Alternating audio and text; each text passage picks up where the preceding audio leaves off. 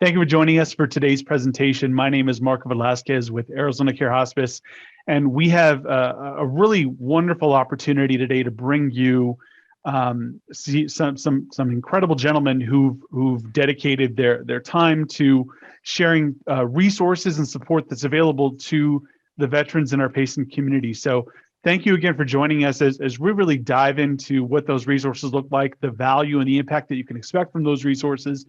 And I think most importantly, how you can get in touch with these gentlemen as they talk through what those resources look like. So thank you again for joining us. And so today, what I'd like to do is really just kick off with some introductions and take an opportunity to help introduce our guests for today's conversation, as well as have them sort of give some additional insight into what their particular organization has to offer. And then we'll go through the conversation and I can ask some additional for some additional insight as to how they might be able to help and offer resources and support that you can take advantage of as a veteran in the patient community. So to get things started, David Small, if you wouldn't mind kicking us off and introducing yourself and telling us a little bit more about your organization with combat trauma. Hi, my name is David Small. I spent 22 years in the Air Force. The last part of my career I spent at Incirlik, Turkey, and did some crazy things there. Basically, we have combat trauma is something right here in this area. I think there are a few organizations that that deal with combat trauma. And it's absolutely wonderful. And something that I've learned just of late, I'm kind of a new guy here to PACE, and I've not been here 2 years yet. I moved from the Valley. There are about 6,000 veterans just in this local area. And I was really surprised to hear that number. So the organization that I belong to, I was in this group in the Valley for 4 years.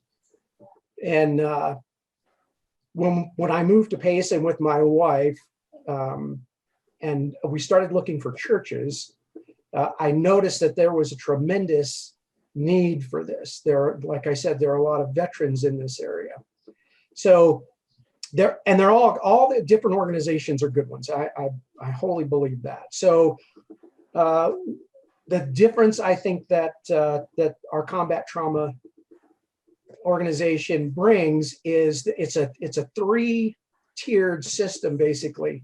You know, it's really important to deal with veterans' physical wounds, and I think the VA is getting better at that. And it's really important to deal with the veterans' mental issues, and the VA is getting better at that. The one thing that no organization that I've run into to this point and deals with the spiritual portion of the combat trauma. So our meeting, let me regress here. So our meeting is every Monday night at 6:30 at Mountain Bible Church. So real quick, I'm just gonna put this up here. Hopefully you can see this. Yeah. It's amazing. It's backwards. So this is the author, and this is the combat trauma manual that we follow. So there really isn't there's no homework or anything like that. It doesn't cost anything. It is, sometimes we read a page, sometimes we read 2 pages, sometimes we read a paragraph. The group of men that are in this meeting, let me, once again, everything that's said in these meetings stays in these meetings. It's a very secure environment, if you will. So, you know, please don't think that what is said there is going to get out to anybody, because it won't. So the other unique thing about this organization is there's also, at the same time the men meet in a different room, the ladies meet, and this is their manual. And just a little background for me, one of the byproducts of post-traumatic stress is relationships. And I've been married 4 times.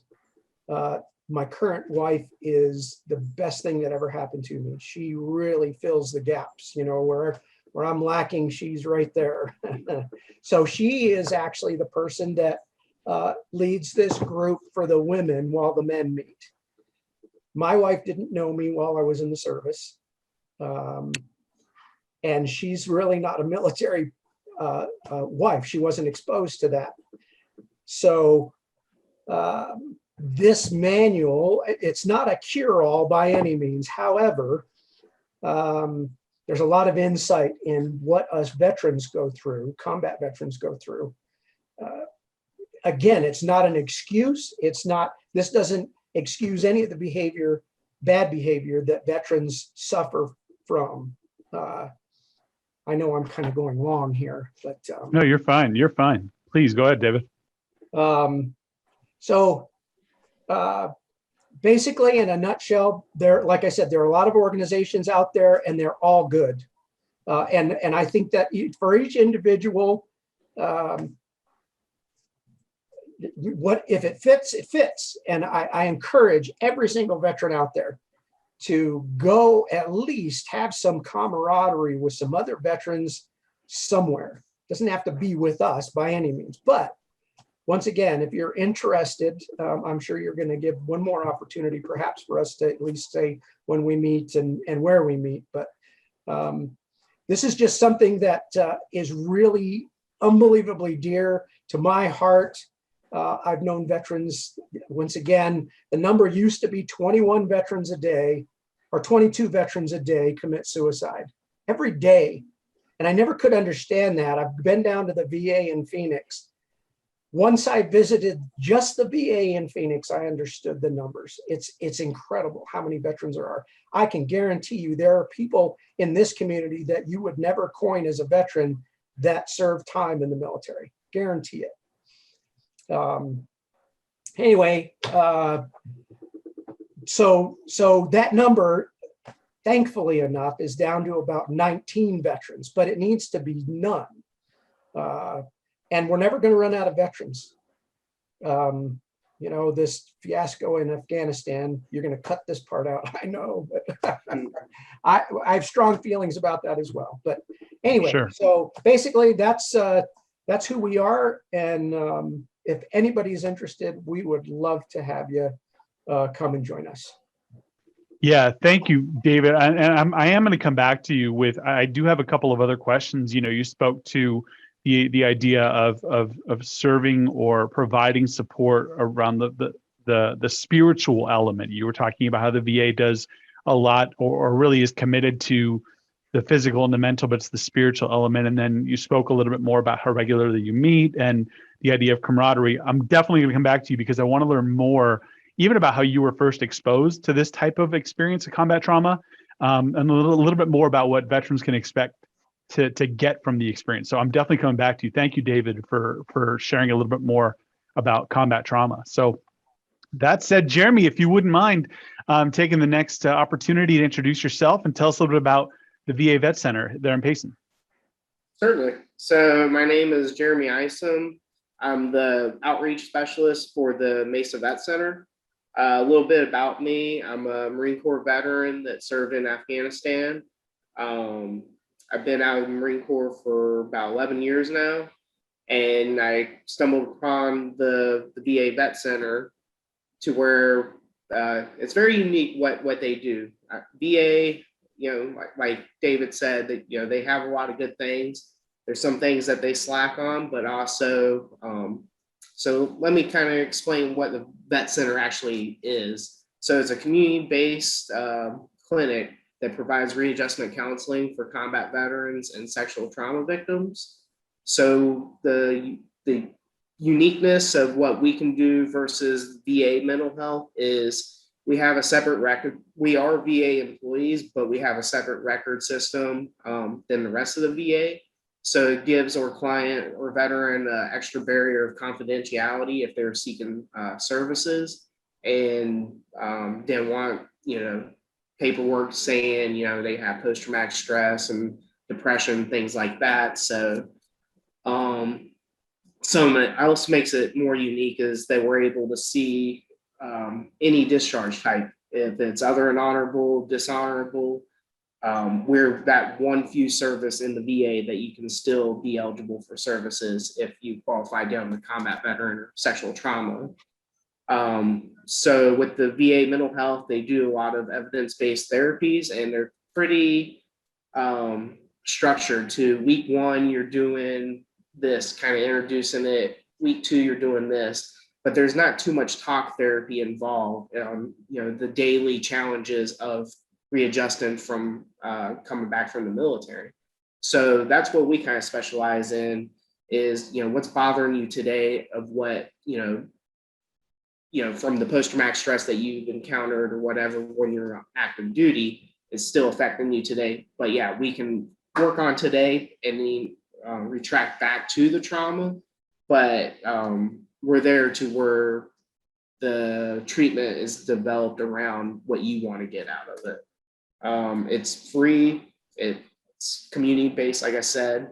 The closest one to Payson right now is in Mesa, Arizona, but we do have one of our clinicians that come up every few weeks to host individual and group to some of the veterans in the Payson community. And we are a nationwide service. So we have over 300 vet centers nationwide, including U.S. territories such as Puerto Rico, Guam, America Samoa. And also we have mobile vet centers, about 85 of them.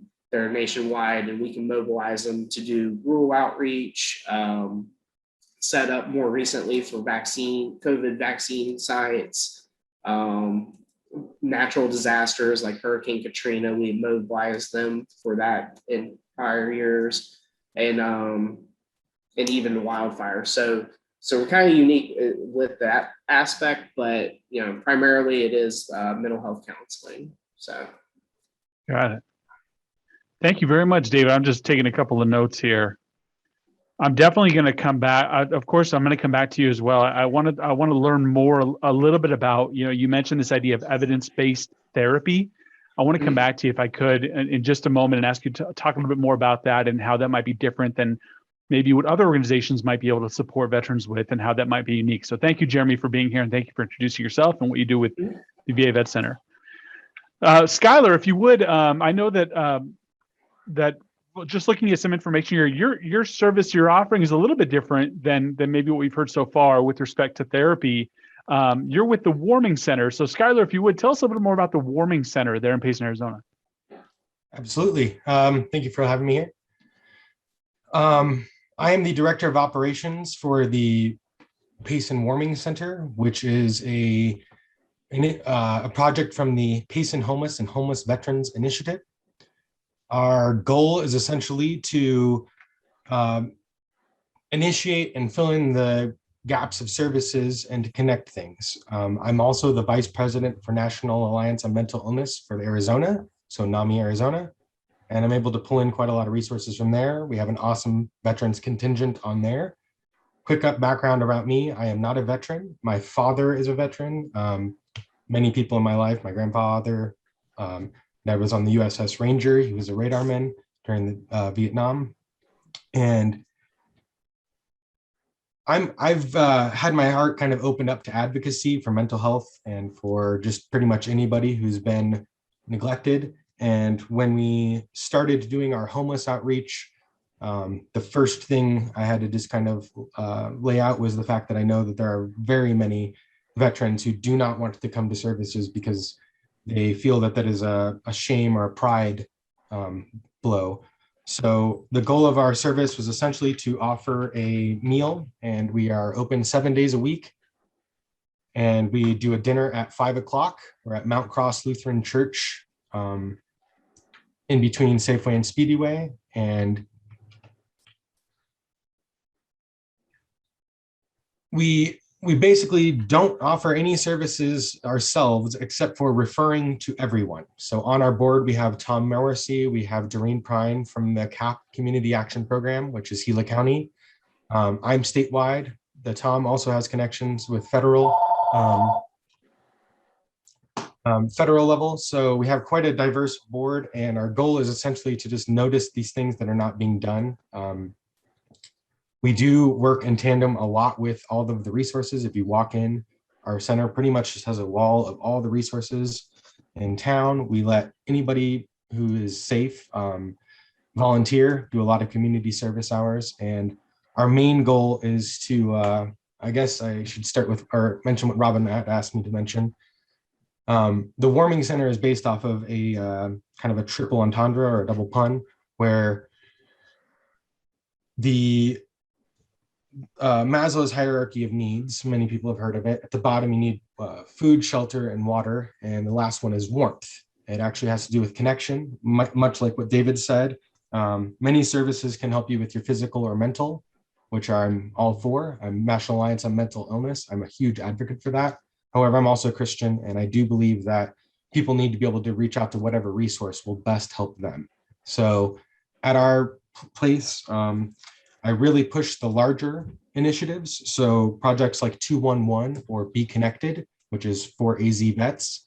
Those are very big programs that I push. They're statewide, and they're becoming more federal. It's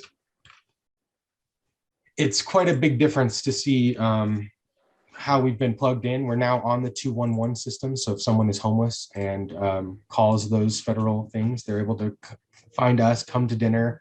We're able to get them hopefully shelter for the night, and to get them connected directly to resources that can actually help them.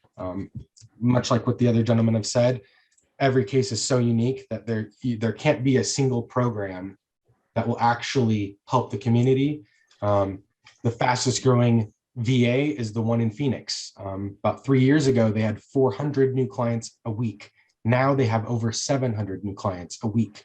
They have to hire a staff of about 14 people every week just to keep up with that influx, which means there's no structure. If you're hiring whole new staffs, they don't have the experience, of course. So these problems are kind of a fractal problem that I'm wanting to deal with. And I noticed that delineating the stigma and allowing people to feel comfortable coming in. We have a community dinner. We don't have any stipulations. You can just be lonely and want to come in. And that allows a lot of the people to build trust and build rapport with us, because they do not come in having it at the beginning very often. Other than that, I guess for connections and stuff, since I'm NAMI, my wife and I run the peer-to-peer connections, and we also have through NAMI, something that we've been supporting for quite a while is their Arizona, or it's called the Home Front. And that's a class for the loved ones of veterans to learn how to better support and understand those emotions, much like what they've said, the divorce rate, things like that. Those are huge, huge factors. And before today, I asked him for permission if I could use him as an example. I won't use his name, but I was on an all-tech call with a veteran who is in the early stages of Alzheimer's. And the hardest thing was just finding him a representative, someone who would take the time to do all those laborious calls and do those things. So finding the people who have the heart and the passion to do that, I would say probably our best service is for AZ Vets, which is the statewide one. That's the Be Connected initiative. And there's even a local liaison. I believe he somehow got paid through Community Bridges. So he works for that initiative, Community Bridges. So finding ways that we can really get people to connect and be comfortable receiving services seems to be the biggest hurdle.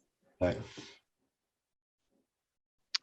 Yeah, thank you, Skylar. I think there's a lot that you mentioned there, and I really appreciate some of that insight behind the name of the warming center and what it is that you do there. And I want to come back to you in just a moment. You talked about filling in the gaps and maybe identifying a unique type of service that we're all in need of, but certainly veterans especially. So especially as we look at some of these other resources that are available. So definitely going to come back to you, Skylar, and thank you again for being with us and for joining us and talking more about how we can support the veterans there in the patient community. Shaggy, welcome. Thank you for joining us. It's very, very great to see you. I would love, you're obviously you're with Veterans Helping Veterans. If you would be so kind as to share with us a little bit more about Veterans Helping Veterans and what exactly it is that you do with them. All right, we're moving into a new office over here today. It's a bigger office to bring in our staff, but what we do is I'm a DAV certified rep for disability claims. I'm attached to Mesa, but I'm up here in my own office in Payson. We do disability claims, group therapy and counseling for combat and PTSD, all in-house. We have a handful of our own doctors that help us with our claims. So they're all civilian doctor signed claims for fully developed claims. We don't file any standard claims at all. So it's about a fourth of the time involved to file a fully developed claim.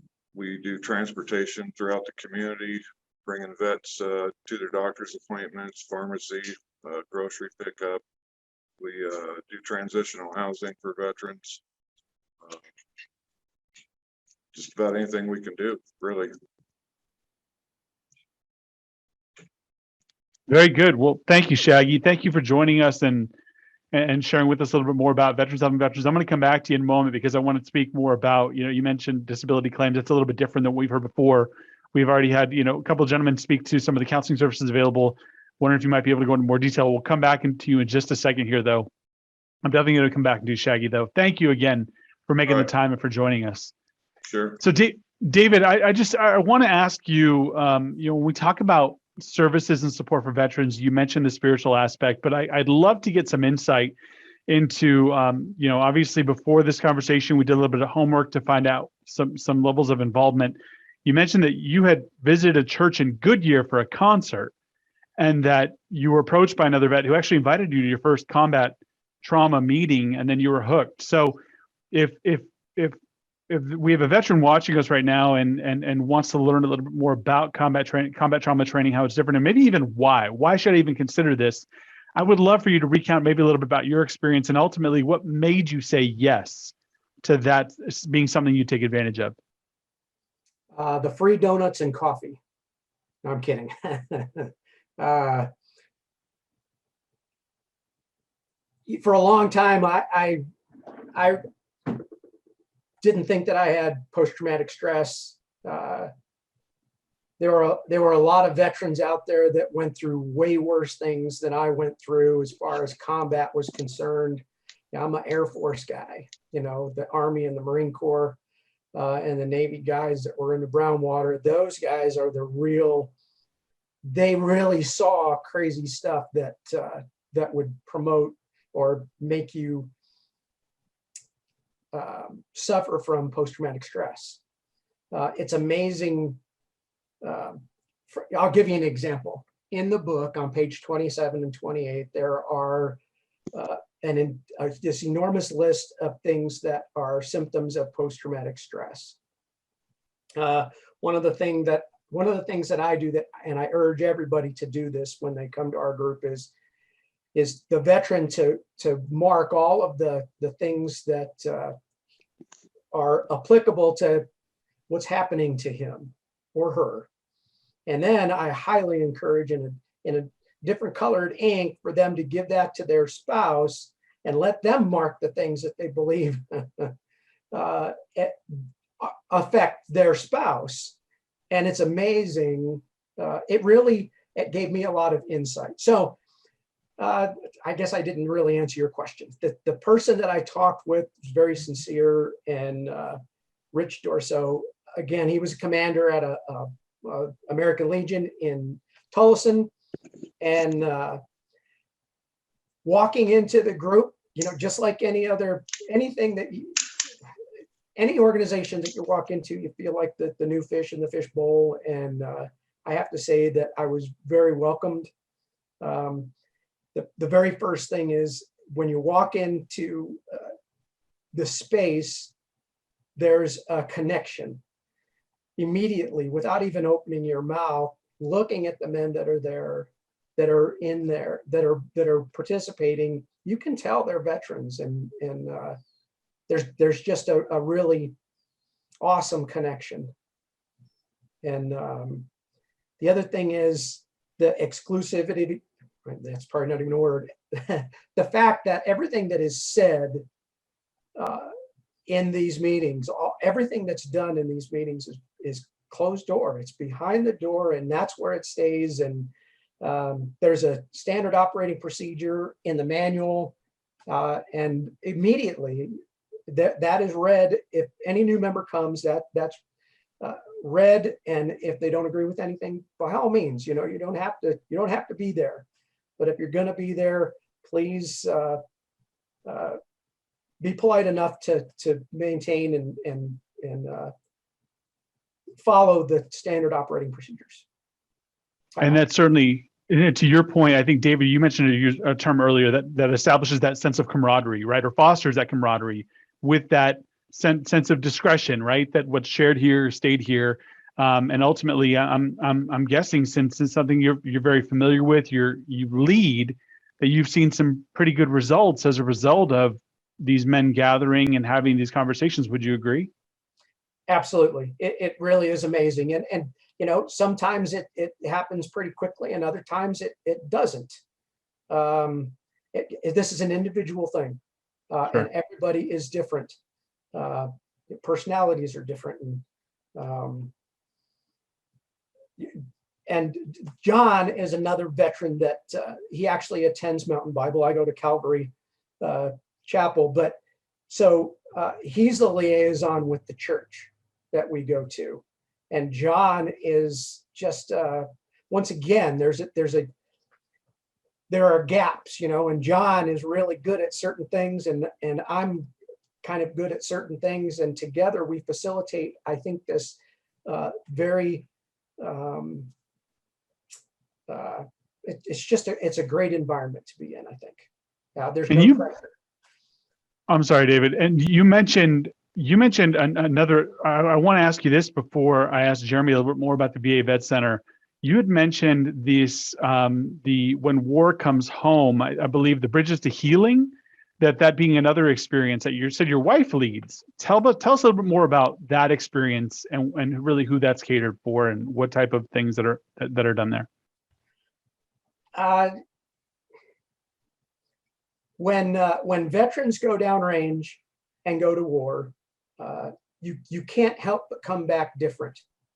For the veteran themselves, it is really easy, and it's almost automatic for someone that has gone to war to change. So, and it's referred to in the book as the new normal. Jeremy, you're shaking your head. Yes, I know you totally get this. The new normal for the person that has been in combat is automatic. The new normal for the person that was not in combat is not automatic. So the women's book, When War Comes Home, really addresses that. Once again, I want to be very clear that there is no excuse for bad behavior. Bad behavior is bad behavior. So it's not a matter of giving somebody a free pass because of what they had gone through. It's about understanding it.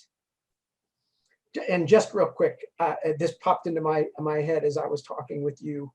King David was probably one of the persons in the Bible that suffered from post-traumatic stress greatly. And throughout the entire Old Testament, there is a lot of war.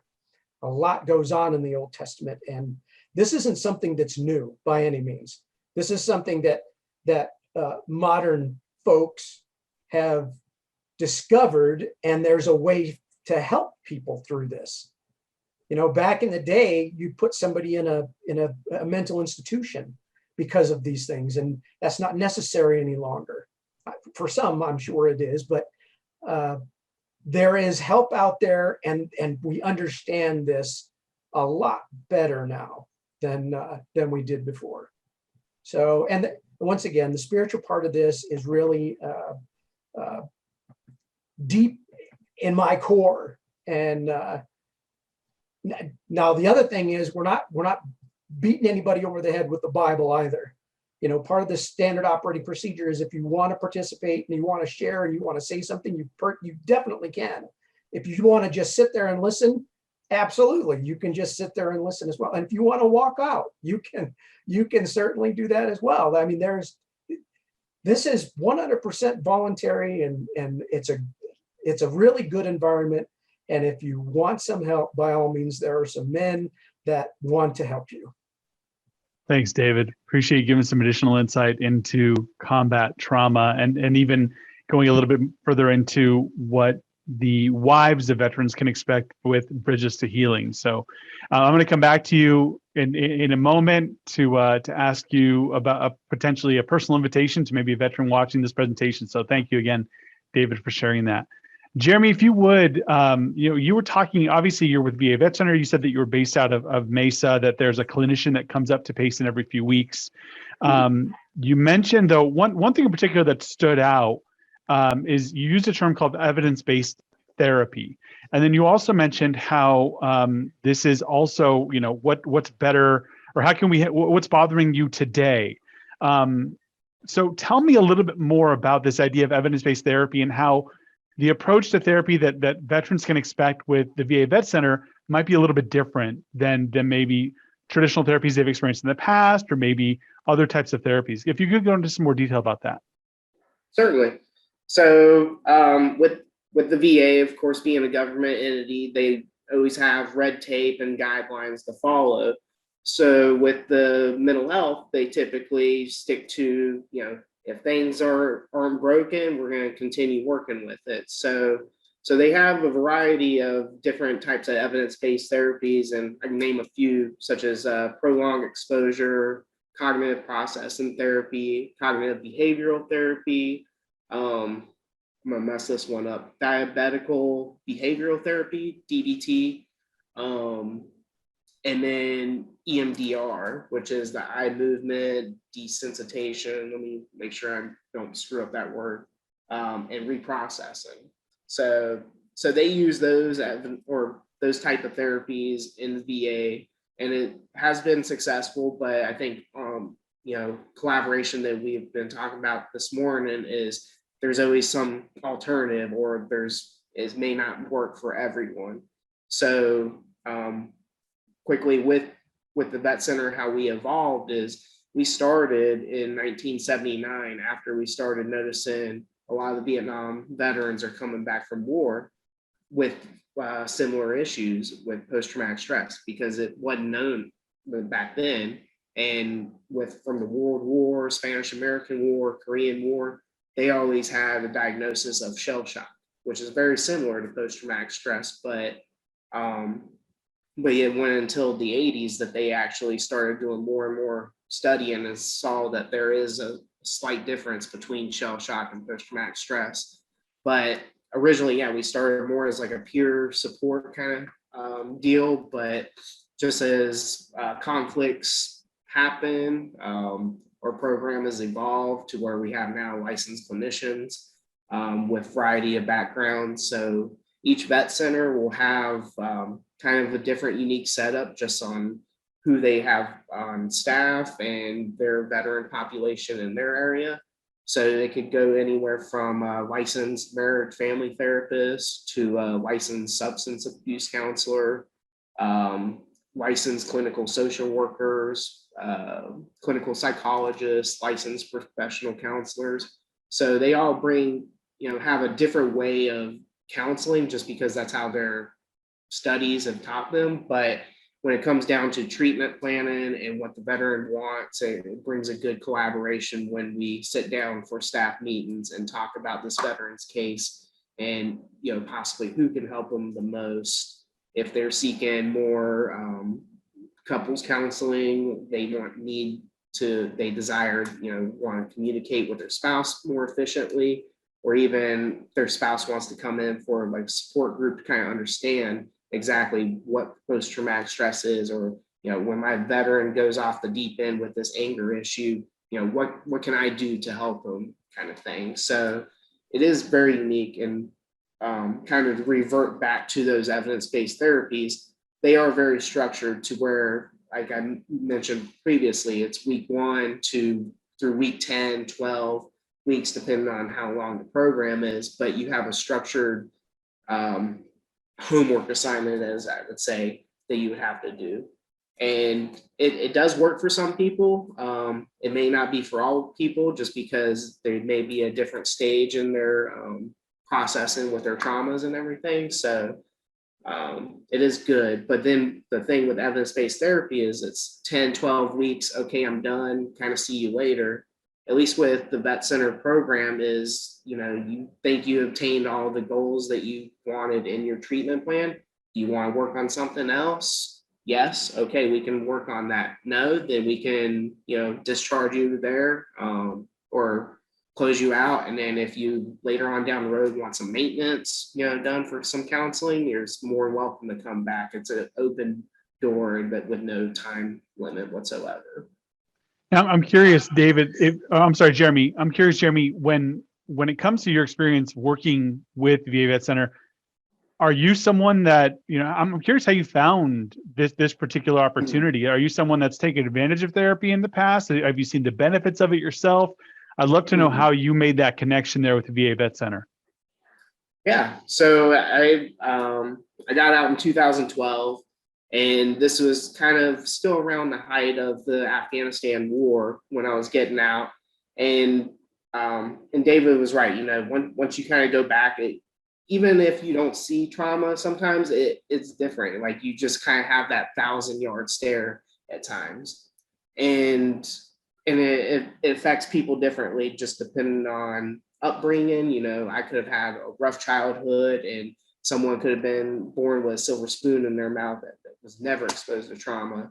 And, I could see a dog die in country or something, and I'm like, it is what it is. But that guy particularly, he's mortified by it. So, definitely traumas do affect people different ways, especially if it was the exact same trauma. But kind of go back, my parents immediately noticed I wasn't kind of like the same person I was. I was very social butterfly, would talk to anybody, do anything. But then it was kind of just a shutdown. And it was just because I was trying to still figure out, like, I even recognized that I wasn't me myself, because I was always kind of recluse, want to do that, never want to do anything, disconnect from friends. And seeked out the VA. And then I actually stumbled upon the vet center through school. I was just mingling with a friend after class, and he mentioned, hey, there's this place down the road that they cater to combat veterans, and they happen to have a job binder in their lobby. So it was like, okay, I'll have to go check that out. And unknowingly, with the office manager at the time, she was a retired Marine.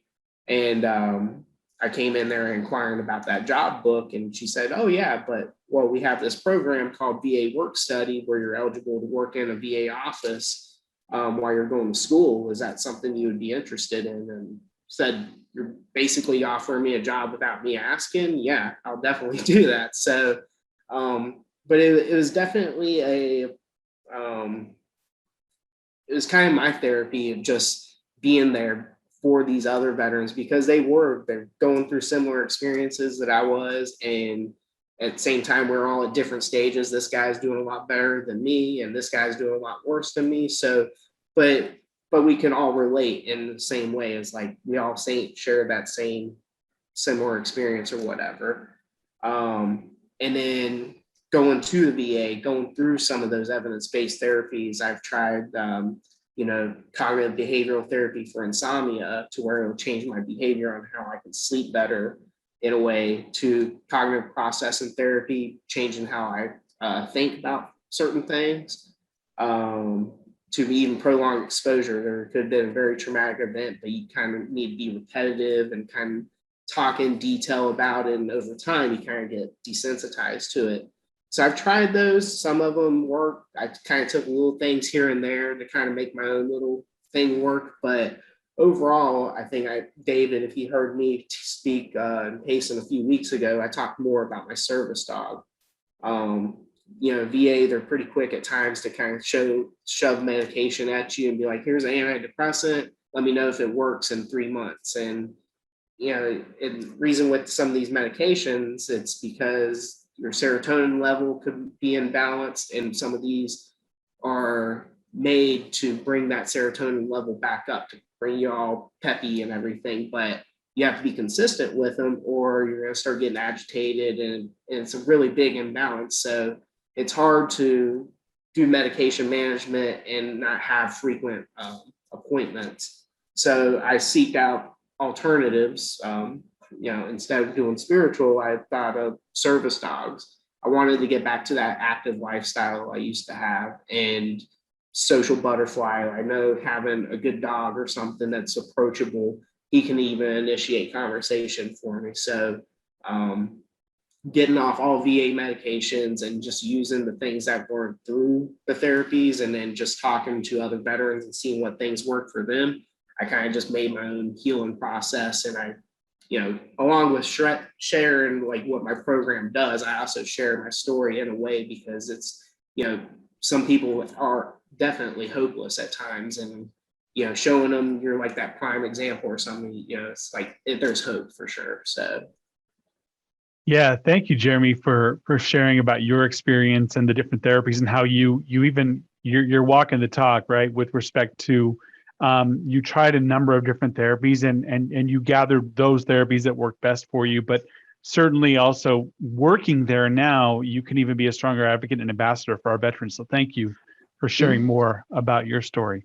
Skylar, I'm curious with the warming center. I was looking at some of the information before our conversation today, and I think what I'm missing here is maybe I have two questions. One is, how did you find yourself as part of this organization, number one? And number two, I would love to know, you used the term fill in the gaps. So obviously we've talked about the idea of group therapy with spiritual therapy. We've talked about clinical therapy.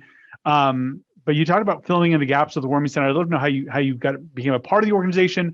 And then also, you may have even been responsible for launching it. I'm not sure. Tell me a little bit more about the history there. And then also, when you say fill in the gaps, what exactly does that mean when it comes to the warming center? All right. Well, how it started was a few years ago. My wife and I think she was running her food cart, and Tom Morrissey was interested in he's being prodded to become the mayor of Payson. He happened to stop by, and I had a good conversation with him. I then met up with him on another thing. The day Tom got elected, or the day before, he was actually sworn in. I had dinner with Tom, and he asked me flat out, what is your, what does this community need more than anything else? And I told him, I think it needs a response for the homelessness and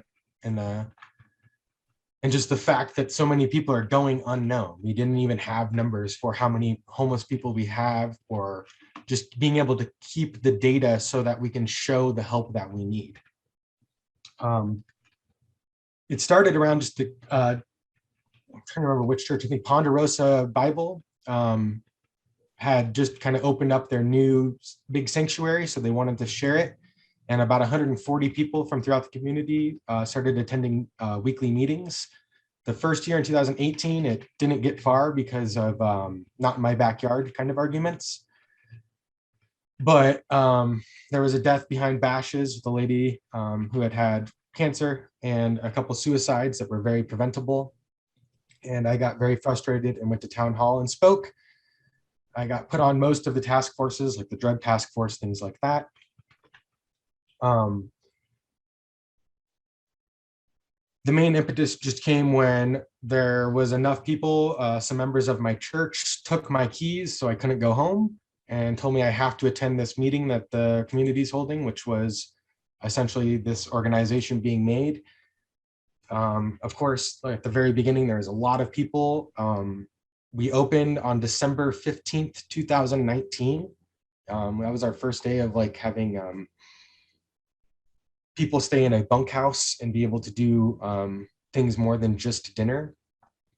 And from there, we kind of just moved forward to fill the gaps. It was really realizing that a lot of the time, no one's done an HMIS form. No one has done the actual, I just call it acronyms. Like I'm just soaked in acronyms now, and I know a lot more than I think are relevant, but you need to have someone in the communities who is willing to put up with all that, and having people like Shaggy who just deals with the difficult things. Those are the types of gaps I was talking about. People like him are the number one. Him and Chuck are really able to go towards those problems and not let them just spiral out of control. Something I'd really like to hit on though is when we made this program, I was able to make the laws and everything myself. So it was just a strange coincidence. And we had a pastor, man worked in a hospital for 30 years, palliative care for children and stuff. And someone who had worked in financial all make our bylaws. So our bylaws are very strong, and in them we actually have dialectical behavioral therapy snuck in quite a few places. DBT is something that he had just mentioned, along with cognitive behavioral therapy and some other very, as he said, evidence-based therapies.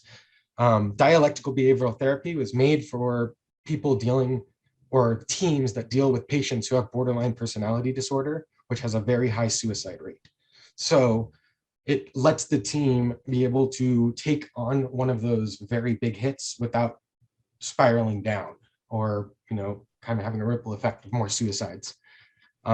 So finding the policies and finding the people that actually follow their policies and actually think that they're going to do something, that's kind of where filling the gaps comes in.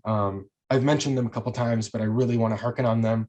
The 211 system and the Be Connected program, Arizona for AZ vets, those are huge. They're only getting better the more we use them. And if you're not in them, you really should reach out to them. They will gladly put your resource so that you're much more accessible. And then 988 is coming also, which is a mental health response that'll be kind of like 911. And I mean, I've mentioned overdoses and suicides. Mogi on treatment is also coming, so that there will be actually a treatment center in Payson for people who have dual diagnosis. So those are what I kind of meant by filling the gaps. We were able to reach directly out. I know Paul Gosar and Walt Blackman. I bug Cinema a lot. And knowing people who know them directly makes it so they have to respond to my emails and stuff. So that's kind of how we got things done, and filling the gaps, and then just working with strong community advocates, especially the Tuesday morning meetings, things like that, being able to just meet the people. I think that's where I met Robin, was at one of those Tuesday morning meetings. And you had mentioned that with the warming center. Thank you, by the way, for explaining a little bit more detail about what you meant by filling in the gaps. You also mentioned at the warming center that there's dinner every night at 5 p.m., that there is no shame or pride that should keep anyone from enjoying the company there. There are no stipulations. Tell me a little bit more about what veterans can expect when they come to the warming center, as far as the immediate resource that they can get access to. Are we talking a cot and a meal kind of thing? What exactly can they expect if they do need that help? Well, it really depends on the veteran. So, I mean, Okay. I'm not going to name names or anything, but Shaggy brought us a guy yesterday, and the best we could really do for him in that situation is make sure he has a full stomach, dry clothes, a tent, a tarp, things like that, because he knows the area. I will run out of funds. No hotel gives me less than $80 or $90 a night. So it's just working with that reality of, in the big city, they have responses that we just don't get to rely on. So we need to be able to just be realistic and give them answers, and also give them good connections. I can let them know, hey, here's another guy. He's been homeless in this community for 30 years. It's not because he's struggling. It's because he likes living in the forest and he does it just fine.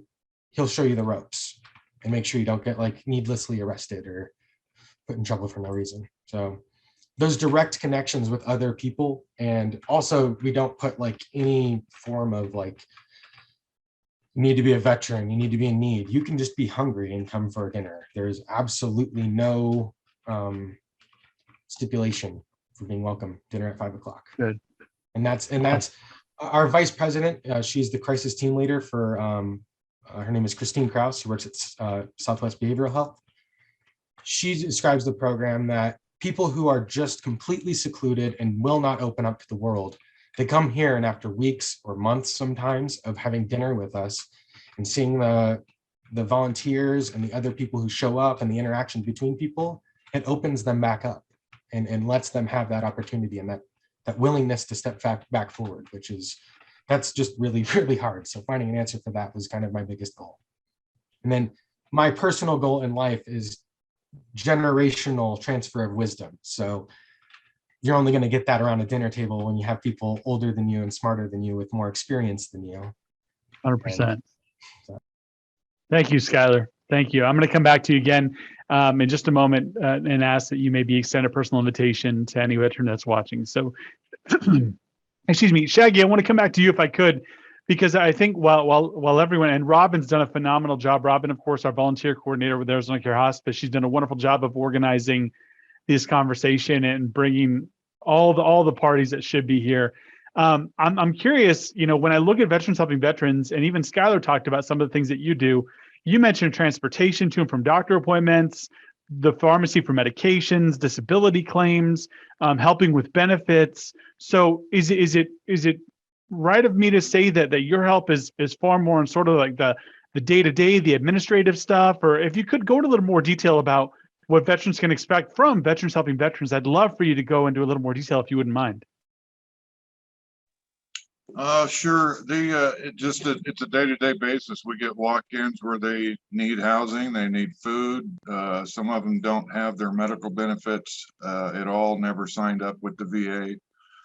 We go down to the VA weekly on Wednesdays and transport the vets down to the eligibility, walk them through the eligibility system, get them in the medical side, sign them up with the CBOC that we have up here. And just whatever they need. I mean, it seems to be something different every day, with their needs.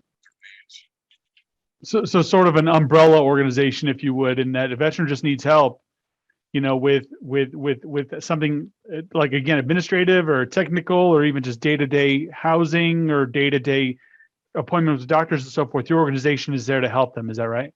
Right. And we have a lot of resources, Be Connected and Arizona Coalition. There's a lot of other sources that help us with this mission as well. Good. So Shaggy, if you wouldn't mind kicking us off, I want to go to each gentleman on the conversation today, and I'm going to ask two questions, if I may. The first question is, or I'm going to ask you to do two things. The first thing is, if you would just look to the camera and what would you say to a vet that's on the other side of that camera? What would you say to them with respect to an invitation to take advantage of your services, or just to let them know that you're here? And then number two, the best way to get in touch with you, or maybe if there's a website or a phone number or an email address that a veteran might be able to take advantage of. So again, first part is talking to the veteran. Second part is, how do they get in touch with you? Would you mind kicking us off, Shaggy? Sure. How to get in touch with us, VHVinc.org is our website. Phone number is 928-978-5238. And that's the main line. They call for transportation or questions or whatever need they have. We just deal with it as it comes in and try to locate the resource or a way to help them do that. I forgot the first question you said. No, that's okay. So talk to, if you wouldn't mind, talk to the camera like you're talking to a vet, and maybe they don't know, maybe they're having a rough time. And so if you wouldn't mind just talking to the camera, letting them know what you might be able to do to help them during this time. We can help with transitional housing. We do help with bills, and some of them need just a leg up, basically, and that's what we do a lot of, is a leg up, maybe take care of a phone bill, maybe help them get a phone, just about anything. There's a resource for just about anything we do. And most of them are prideful. A lot of them don't ask. We get most of them referred to us, or somebody else has used us and told them about us, and that's where the majority of our clients come from. But my experience, a lot of these vets are prideful. They don't ask for help. Even when we offer certain services, they're reluctant to take us up on some of them. They just don't want to get in the system, or don't want to have to do their part to get involved. And you kind of have to have the veteran get involved to excel or move forward. Very good. There's a lot Thank you, of, Shaggy. there is a lot of homeless vets out here. A lot of homeless vets, and certainly your organization is there to help these homeless vets with some of those transitions you were talking about. So, thank you, Shaggy. Skylar, I want to come to you if that's okay. And then we'll go to Jeremy and then David. If you would look at that camera, and if you would, you're talking to a vet on the other side of that, letting them know maybe with an invitation or extending to let them know what you have available. Obviously, we talked about what you have available, but talk to the vet if you would, and then let us know how we can get in touch with you. Well, we're here every single night. We're at Mount Cross Lutheran Church, Building A. That's between Safeway and Speedway, 601 East Highway 260. It's a home cooked meal. Most of our kitchen staff, it's my wife who does the cooking, and then we have a lot of widows. Literally 2 of the old lunch ladies from the school are our lunch ladies here. And we're really just trying to be an actual village, an actual community, a place where you can feel safe to just listen or to ask for something. And we're here every day of the week. And I think the only way you could really know our program is to just come in for dinner and enjoy it. You have Salisbury steak or Alfredo. You never know what you're getting, but it's good food and good people. Thanks, Skylar. Appreciate your time. Jeremy, I want to come to you, and same with you, if you would. What would that invitation look like for a veteran, and then how can they get in touch with you? Yes, I know, especially when it comes to mental health counseling with veterans, they don't like showing their vulnerability. They just, that's just what they are. But at the same time, you have to just know that you're not alone. There's other veterans that are going through the exact same experiences, if not, possibly the exact same situation. But, I know veterans at times can definitely think that no one can understand them, but we do offer individual counseling and group counseling. So we have mixed groups from different areas to certain areas that are certain to your time frame. So if you're a Vietnam veteran, you can come into a Vietnam veteran only group, or if you're an Iraq or Afghanistan veteran, we have those as well. And then how to contact us, we have a website. It's vetcenter.va.gov. It's a national website, and then you can go and find locations to the closest vet center to you. Also, for my office specifically, you can get in contact with the Mesa Vet Center at 480-610-6727 to talk to the front desk, and you can actually set up an appointment by going over a contact sheet from that. Or after hours, or even just available 24/7. We also have kind of like a crisis line. It's called the Combat Call Center, and that number is 1-877-WAR-VETS. And that's a number that we actually route our phones to at the end of the workday. So it could be as simply as a veteran that's already established contact with us that simply needs to cancel an appointment the next day. They will be talking to someone live, so they're not just getting a voicemail just in case there was a crisis, because that's the worst thing you want to do is you're in a crisis and you get a voicemail. So there is someone 24/7 to talk to. Thanks, Jeremy, and thank you again for your time and speaking about the center, the VA Vet Center. Thank you again for your time. All right, David, I want to wrap with you if I could. Again, like I've asked the other gentlemen to do, if you would extend that invitation to a veteran who may be watching, and then also how they can get in touch with you. Yeah. I think that talking about your experiences with somebody who understands your experiences is really helpful. And there's some healing that goes along with that. The men that are in this group understand what you're going through. Definitely, Jeremy said it really, really well at the very beginning of his ending, which was awesome. I'll just refer to Jeremy. But so, and the other thing is this, Jeremy also had mentioned that that there's a specific group for the the Gulf War guys and the Afghanistan guys, Iraq, and then Vietnam and Korea and World War II, if there's some of those guys still around. But I think that that it's pretty important also to gain that wisdom from the folks that were in Vietnam and perhaps Korea or even World War II, And amazingly enough, even those guys can learn from the younger guys that were in Afghanistan and in Iraq and Syria and Turkey, places like that. So once again, just a really laid back environment, free donuts and coffee. Come on out.